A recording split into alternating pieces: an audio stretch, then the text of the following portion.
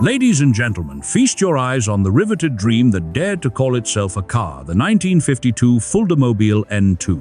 If an aircraft fuselage and a camping trailer had a baby in a bombed-out German factory, this would be it. A three-wheeled aluminum acorn that looked like someone's optimistic take on post-war transportation. But before we peel back this hammered metal mystery, hit that subscribe button like you're kick-starting a stubborn two-stroke on a freezing morning.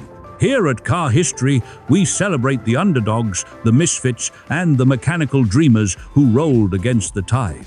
West Germany, early 1950s. Reconstruction dust still hanging in the air. Your transport options? A crowded bus, a rusty bicycle, or Cousin Klaus's motorcycle sidecar. Into this world rolled the Fuldamobil N-2. From Elektromaschinenbau Fulda GmbH, not just a vehicle, but a statement on three wheels that said, "We're still here, and we're moving forward." Credit goes to Norbert Stevenson, a journalist turned microcar prophet who sketched the concept in 1949. With engineer Carl Schmitt's help, that napkin dream became the N-2, produced from 1952 to 1955. Just under 380 were built. Today, only a handful survive, rarer than most exotic supercars. Under that dimpled skin lived a Sachs 359cc two-stroke engine, making 9.5 horsepower, enough to power an aggressive blender. But this little thumper could push the N-2 to 50 miles per hour while sipping fuel at 62 miles per gallon. In a world still rationing petrol, that wasn't just impressive, that was revolutionary. The whole contraption sat on a steel tube chassis wrapped in ash wood and hammered aluminum panels, a high-stakes IKEA project before IKEA existed. Dimensions? 9 feet 4 inches long, 4 feet 7 inches wide, weighing just 305 kilograms. Those 4x8 tires made it look like it borrowed shoes from a toddler's tricycle. But here's the genius. The N-2 pioneered negative scrub radius geometry in its front suspension. Translation?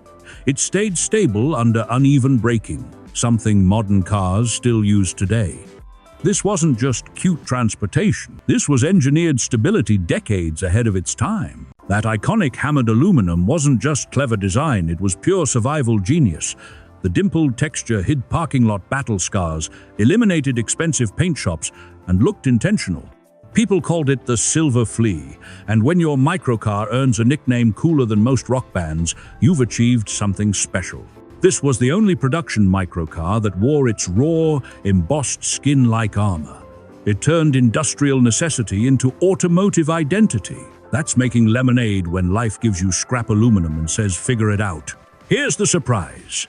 The N-2 was marketed as a genuine family car. Not a toy, not a novelty. A weatherproof, serviceable vehicle that could fit 2 adults, 2 kids, and groceries somehow, impossibly. Compared to the egg-shaped BMW Isetta or fighter jet Messerschmitt Cabinenroller, the Fuldamobil was the practical uncle who'd actually help you move house, while others posed for magazine covers. It wasn't the prettiest or fastest, but it was honest. And in 1950s Germany, honest engineering meant everything. The design got licensed worldwide. In Britain, it became the Nobel. Greece had the Attica. Sweden and Chile got the King. Even India tried a version. That kind of international copying doesn't happen unless you're doing something fundamentally right. You don't franchise failure. Originally priced at 2,760 to 2,990 Deutsche Marks, about $6,700 to $10,100 today. Achievable for working families. But in 2030, RM Sotheby's sold a restored example for $75,900. $75,000 for 3 wheels, 9.5 horsepower, and hammered aluminum attitude. Most modern cars at that price don't carry a fraction of that personality. The Fuldamobil N-2 isn't just a car, it's a story you can sit in. The N-2 wasn't a punchline.